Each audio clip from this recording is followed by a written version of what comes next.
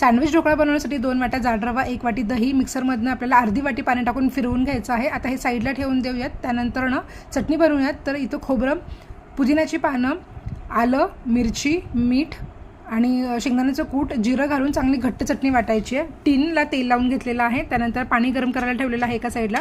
आता या मिश्रणामध्ये आपल्याला रवा छान फुललेला आहे, मीठ टाकून 2 समान भाग करून घ्यायचे आहेत आणि आता 1 पाऊच इनोचं घ्यायचं आहे, त्याचेही 2 समान भाग करायचे आहेत आणि 1 भाग आपल्याला या रव्याच्या मिश्रणात टाकून छान मिक्स करून घ्यायचं आहे। आता तेल लावलेल्या टिनमध्ये टाकून 10 मिनिटं छान असं वाफवून घ्यायचं आहे। त्यानंतर इथे आता चटणीचा लेअर करून घ्यायचा आहे। दुसऱ्या उरलेल्या मिश्रणामध्ये आपल्याला उरलेलं इनो टाकायचं आहे आणि ते पण मिक्स करून यावर ओतून द्यायचं आहे आणि झाकण लावून पुन्हा 10 मिनिटं वाफवून घ्यायचं आहे। टोटली 20 मिनिटं वाफवलेलं आहे।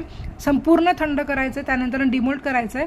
छान असे आवडीप्रमाणे पीसेस करून घ्यायचे आणि यावर मोहरीची छान फोडणी टाकायची आहे। तर झटपट सँडविच ढोकळा तयार झालेला आहे।